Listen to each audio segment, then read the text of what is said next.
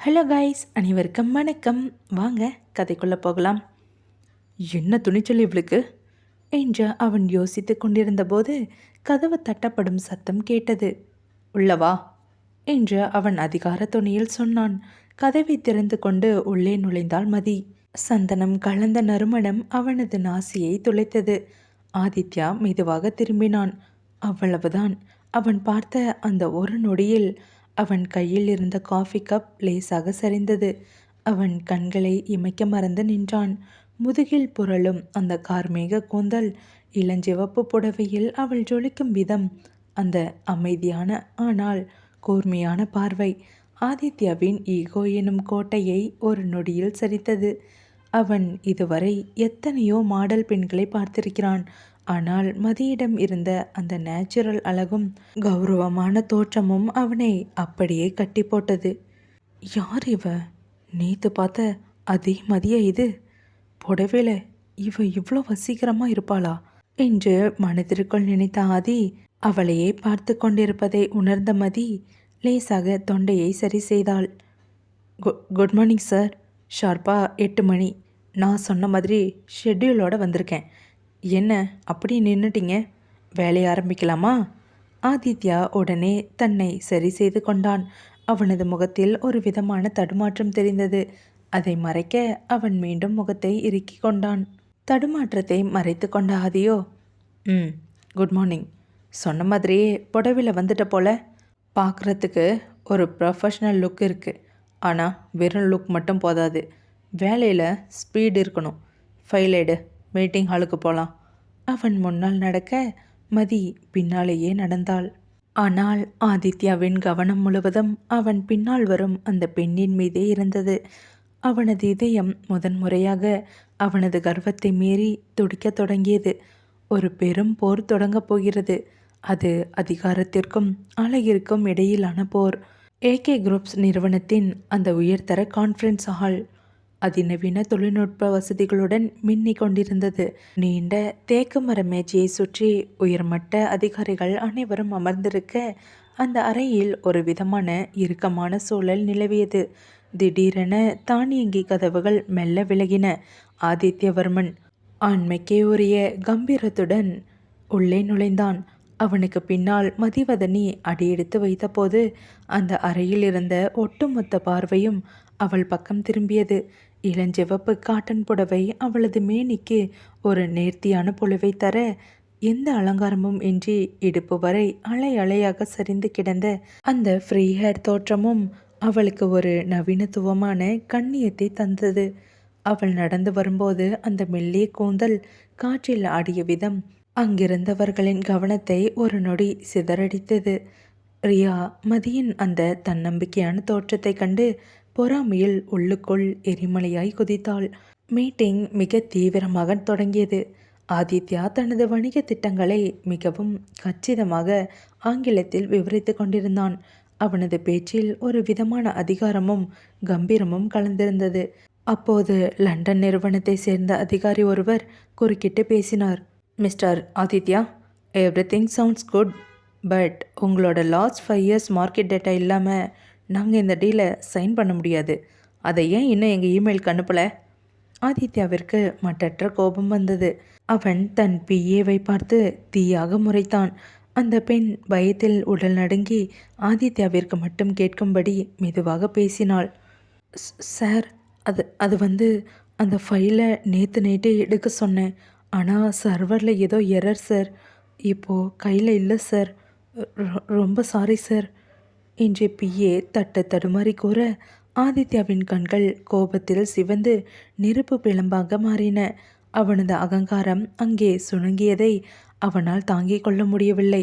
உள்ளுக்குள் எரிமலை வெடிப்பதை போன்ற ஆத்திரத்துடனும் மேஜையை ஓங்கி அறைய தன் கரங்களை உயர்த்தினான். அவனது அந்த தீப்பார்வை கடமையை செய்ய தவறிய அனைவரையும் இப்போதே பணி நீக்கம் செய்து விடுவேன் என்பது போல எச்சரித்தது. ஆதித்யாவின் இந்த ஆவேசத்தை கண்டு அந்த அறையே நிசப்தத்தில் ஆழ்ந்தது. இதை கண்ட ரியா மனதிற்குள் வஞ்சக சிரிப்புடன் களிப்படைந்தாள். சரியாக அந்த இக்கட்டான தருணத்தில் மதிவதனி மிகுந்த அமைதியுடன் ஒரு அடி முன்னெடுத்து வந்தாள். ஆதித்யாவின் லேப்டாப்பில் ஒரு பென்டிரைவை சொருகி திரையில் தரவுகளை பகிரத் தொடங்கினாள். ரொம்ப சாரி சார், சின்ன டெக்னிக்கல் இஷ்யூ ஆயிடுச்சு. நீங்கள் கேட்ட அந்த 5 வருஷ டேட்டா, அது மட்டும் இல்லாமல் ஃப்யூச்சரில் மார்க்கெட் எப்படி இருக்கணுன்ற ரிசர்ச் ரிப்போர்ட் எல்லாத்தையுமே இப்போவே உங்கள் இமெயிலுக்கு அனுப்பிட்டேன். கொஞ்சம் செக் பண்ணி பாருங்களேன். ஆதித்யா வியப்பின் எல்லைக்கு சென்றான். லண்டன் அதிகாரிகள் தங்களது இமெயிலை சரிபார்த்துவிட்டு, wow, this is very impressive. Thanks Adityavarma, உங்களோட பிளான் ரொம்ப பர்ஃபெக்டாக இருக்குது என்று பாராட்டிவிட்டு இணைப்பை துண்டித்தார். அனைவரும் வெளியேறிய பிறகு அந்த பிரம்மாண்டமான அறையில் ஒரு நிசப்தம் நிலவியது. ஆதித்யா தன் இருக்கையில் சாய்ந்து அமர்ந்து மதியை ஒரு விதமான திகைப்புடன் நோக்கினான். இளஞ்சிவப்பு காட்டன் புடவையில் தோளில் தழுவும் கார்மேக கூந்தலுடன் நின்ற அவளது தோற்றம் அவனது கர்வத்தை கொஞ்சம் கொஞ்சமாக சிதைத்து கொண்டிருந்தது. அவளது அறிவும் அழகும் இணைந்து அவனுக்குள் ஒரு மாற்றத்தை ஏற்படுத்தின. பரவாயில்ல, ஓரளவுக்கு புத்திசாலித்தனமாக தான் பிளான் பண்ணியிருக்க. நான் சொல்லாமலே இதையெல்லாம் எப்படியோ ரெடி பண்ணிட்டேன். ஆஃபீஸில் வேலை செய்யணுன்னா இந்த மாதிரி கொஞ்சம் ஷார்ப்பாக தான் இருக்கணும், புரியுதா என்று ஆதித்யா கூற, அதை கேட்ட மதியோ, புரியுது சார், நான் கொடுத்த சவாலில் தோத்துடக்கூடாதுன்னு தெளிவாக இருக்கேன். அதான் காலையில் 5 மணிக்கே ஆஃபீஸில் இருக்க என் ஃப்ரெண்டு மூலமாக எல்லா டேட்டாவையும் எடுத்துட்டேன். மற்றபடி வேற ஒன்றும் இல்லை என்று கூறிக்கொண்டிருக்க, என்ன இவ இவ்வளோ அழகாக இருக்கா? அந்த ஃப்ரீ ஹேர் ஏன் என் கவனத்தை இப்படி சிதறடிக்குது? ஆதித்யா, உன்னை கட்டுப்படுத்திக்கோடா, இவ உன்னோட உதவியாளர் மட்டும்தான் என்று மனதிற்குள் நினைத்தவன், சரி, செஞ்ச வேலையை ரொம்ப சொல்லி காட்டாத. அடுத்த மீட்டிங்க்கு ரெடி பண்ணு. அப்புறம் இந்த சேலை ஓகே, நல்லா தான் இருக்குது. இதே மாதிரி நீட்டாக ஆஃபீஸ் ரூல்ஸை ஃபாலோ பண்ணு. இப்போது நீ போகலாம் என்று கூற, மதி ஒரு மெல்லிய புன்னகையுடன் அங்கிருந்து வெளியேறினாள். மதிய உணவு நேரத்தின் உச்சத்தில் ஏகே குரூப்ஸ் உணவகம் அதிர்ந்து கொண்டிருந்தது. மதிவதனி தனக்கான உணவை தட்டில் ஏந்தியபடி அமர இடம் தேடி நிதானமாக நடந்து வந்தாள். மதிய வெயிலின் ஒளி கண்ணாடி ஜன்னல்கள் வழியாக ஊடுருவி அவளது இளஞ்சிவப்பு புடவையை இன்னும் பிரகாசமாக காட்டியது. அவளது அந்த ஃப்ரீ ஹேர் தோற்றம் அவள் நடக்கும்போது மெல்ல அசைந்து அவளுக்கு ஒரு தனித்துவமான அழகை தந்தது. ஒரு மூலையில் ரியா தன் கையில் இருந்த சூடான காஃபி கப்பை இறுக பற்றியபடி மதியை எரிப்பது போல பார்த்து கொண்டிருந்தாள். மீட்டிங்கில் பெரிய ஆளாட்டம் காட்டினல்லடி நீ, இப்போ உன் அழகை எப்படி சிதைக்கிறேன்னு பாரு. இந்த சூடான காஃபி உன் மேலே பட்டா அப்புறம் ஆதி முன்னாடி நீ நிமிர்ந்து கூட பார்க்க முடியாது. ரியா சட்டென எழுந்து மதி வரும் பாதையை மறிக்கும் விதமாக வேகமாக நடந்தாள். மதி எதையோ யோசித்து கொண்டு வர ரியா திட்டமிட்டபடி அவளது மிக அருகில் சென்றாள். ரியா கையில் இருந்த காஃபி கப்பை மதியின் மீது கவிழ்க்க முயன்ற அந்த தருணத்தில் பின்னால் இருந்து ஒரு கம்பீரமான கரம் ரியாவின் மணிக்கட்டை மிக லாவகமாக பிடித்து நிறுத்தியது. காஃபி சிந்தியது, ஆனால் மதி மீது அல்ல. ரியாவின் கை நழுவி தரையில் கொட்டியது. மதி அதிர்ச்சியில் ஒரு அடி பின்வாங்கி நின்றாள். அங்கே நின்றிருந்தது ஆதித்யவர்மன். ஆதித்யாவின் கண்கள் கோபத்தில் சிவந்திருந்தன. ரியாவின் கையை பிடித்திருந்த அவனது பிடியில் ஒரு வேகம் இருந்தது. அவன் ரியாவை நோக்கி திரும்பிய விதம் அங்கிருந்த அனைவரையும் ஒரு நிமிடம் மூச்சடிக்க வைத்தது. ரியா, ஆஃபீஸில் இதெல்லாம் என்ன விளையாட்டு? பின்னாடி ஒருத்தர் வர்றது கூட தெரியாமல் இப்படி தான் அலட்சியமாக நடப்பியா? உன் கையில் இருக்கிறது சூடான காஃபிங்கிறத ஞாபகம் இருக்கா என்று கூறிய ஆதித்யாவை பார்த்த ரியா, ஆதி, அது நான் தெரியாமல் கவனிக்காமல் மோதிட்டேன் என்று ரியா பதட்டத்துடன் கூற, ஆதித்யா பதில் சொல்லாமல் மதியின் பக்கம் திரும்பினான்.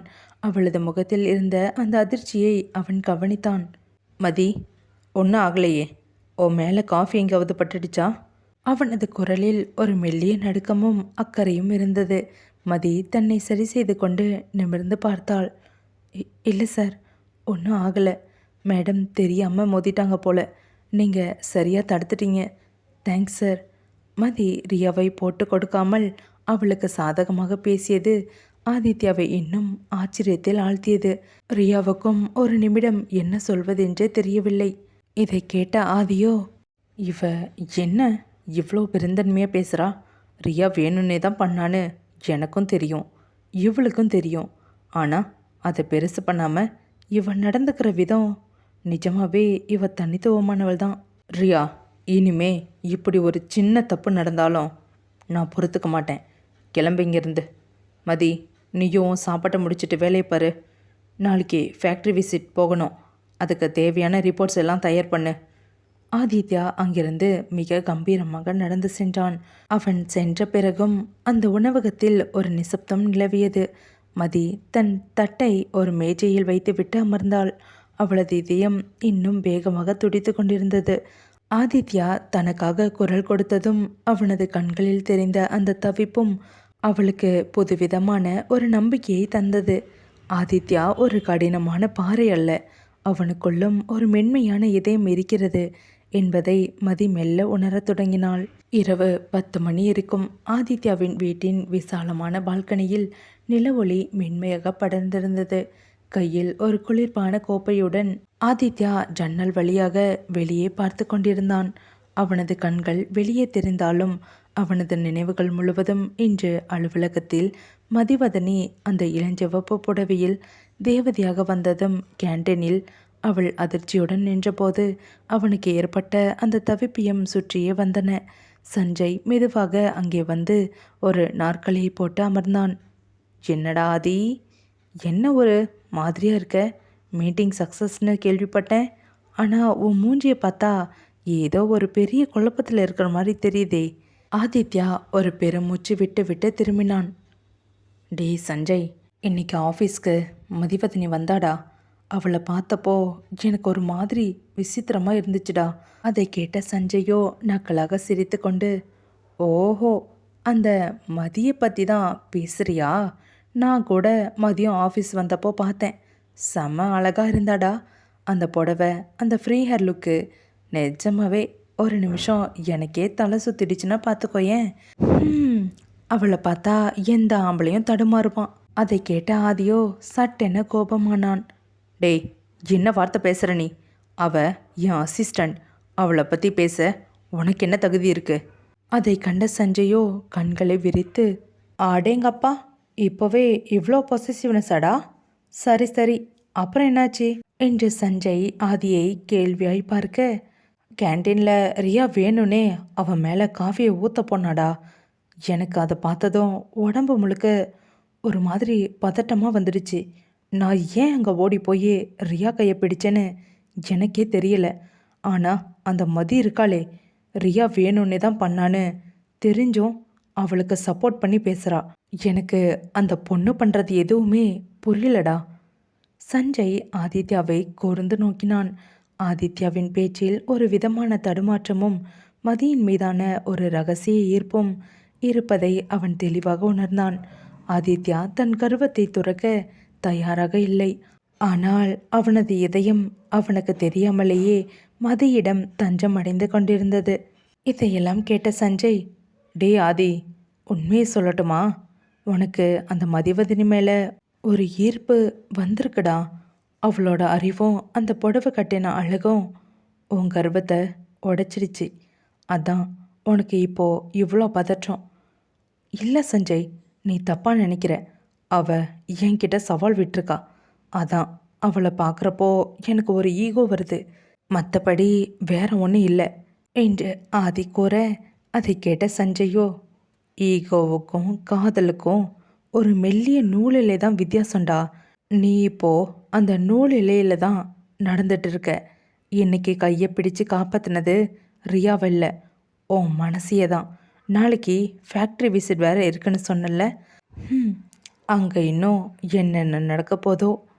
வாய மூடு சஞ்சய், அவளை பற்றி யோசிக்கவே எனக்கு டைம் இல்லை. நீ கிளம்பு, நான் தூங்க போகிறேன். சஞ்சய் சிரித்து கொண்டே அங்கிருந்து வெளியேறினான். ஆனால் ஆதித்யாவுக்கு தூக்கம் வரவில்லை. அவன் மெதுவாக தன் அறையின் ஜன்னலை திறந்தான். மதிய வெயிலில் மதி அவனது கையை பிடிக்குமாறு வேண்டி கேட்ட அந்த பார்வை, அவனது மின்னஞ்சலில் அவள் காட்டிய அந்த புத்திசாலித்தனம் எல்லாவற்றிற்கும் மேலாக அவளது கண்கள், அவளது அந்த ஃப்ரீஹர் மணக்கும் கூந்தல். மதி, நீ யாரடி? என் கர்வத்தை ஒரே நாளில் இப்படி சிதைக்கிறியே என்று தனக்குள் முணுமுணுத்து கொண்டான்.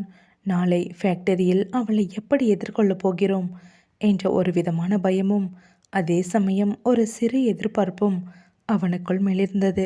அதிகாலை 5 மணிக்கே மதியின் இல்லம் பரபரப்பானது. இன்று ஃபேக்டரி விசிட் என்பதால் நேற்றை விட இன்று இன்னும் நேர்த்தியாக இருக்க வேண்டும் என்று மதி முடிவு செய்தாள். அடர் நீல நிறத்தில் ஒரு அழகான காட்டன் புடவையை தேர்ந்தெடுத்தாள். நேற்று இளஞ்சிவப்பு என்றால் இன்று இந்த நீலம் அவளுக்கு ஒரு அதிகாரபூர்வமான கம்பீரத்தை தந்தது. நேற்றை போலவே தன் நீண்ட கூந்தலை அள்ளி முடியாமல் முதுகில் அலைப்பாயும் ஃப்ரீயராக விட்டாள்.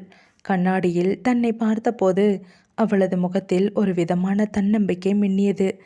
அலுவலகத்திற்கு சென்றபோது ஆதித்யா ஏற்கனவே தனது காரில் காத்து கொண்டிருந்தான். மதி வருவதைக் கண்டதும் அவனது இதயம் ஒரு நொடி துடிப்பை நிறுத்தியது. அந்த நீல நிற புடவையில் அவள் இன்னும் வசீகரமாக தெரிந்தாள். தன் அவளை பார்த்த ஆதியோ, கரெக்ட் டைமுக்கு வந்துட்ட, கிளம்பலாமா? ஃபேக்டரியில் நிறைய வேலை இருக்கு, அலட்சியமாக இருக்காத.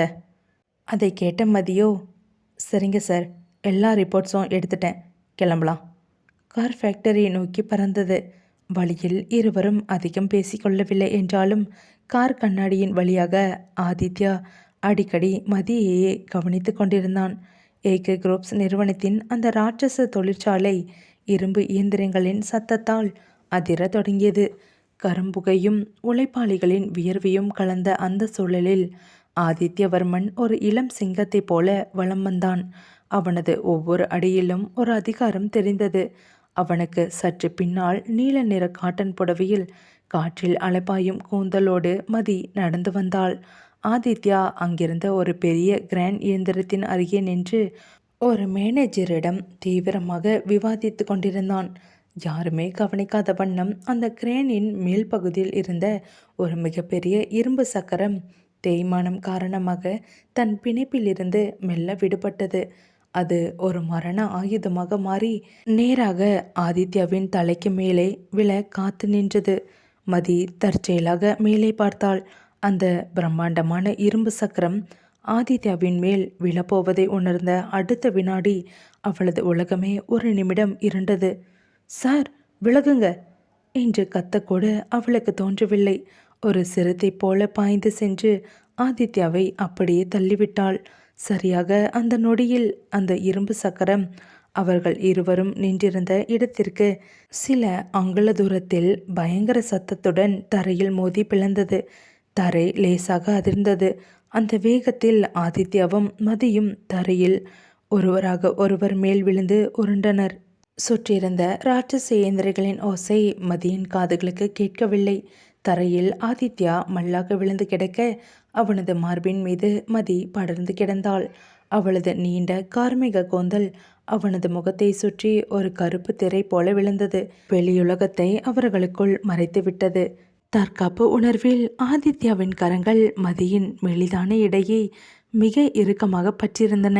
மதியின் கைகள் ஆதித்யாவின் அகன்ற தோள்களை பலமாக பற்றியிருந்தன. இருவரது இதய துடிப்பும் ஒரே தாளத்தில் துடிப்பதை அவர்களால் உணர முடிந்தது. ஆதித்யா வியப்புடன் மதியை பார்த்தான். மரணத்தின் வாசனைக்கு பதில் அவள் கூந்தலின் வாசனையும் அவளது மூச்சுக்காற்றும் அவனது முகத்தில் படர ஆதித்யா ஒரு நிமிடம் தன்னை மறந்தான். அவளது கண்கள் பயத்தில் கலங்கியிருந்தாலும் அதில் அவனை காப்பாற்றிய ஒரு திருப்தி தெரிந்தது. அந்த ஒரு நிமிடம் மதியின் அழகும் அவளது உயிரை துணித்த வீரமும் ஆதித்யாவின் எஃகு போன்ற இதயத்தை அப்படியே உருக்கிவிட்டது. இதோட இந்த எபிசோட் முடியுது. நெக்ஸ்ட் எபிசோடில் என்ன நடக்க போகுதுன்னு பார்க்கலாம். மறக்காமல் நம்ம சேனலை சப்ஸ்கிரைப் பண்ணி வச்சுட்டு பாருங்கள் கைஸ். இந்த எபிசோடு எப்படி இருந்ததுன்னு மறக்காமல் கமெண்டில் சொல்லுங்கள். அப்போ தான் எனக்கு தெரியும். அப்படியே ஒரு லைக்கையும் போட்டுருங்க. உங்களோட ஒவ்வொரு லைக்கும் எனக்கு பெரிய ஆதரவாக இருக்கும். தேங்க்ஸ் ஃபார் வாட்சிங். பாய்.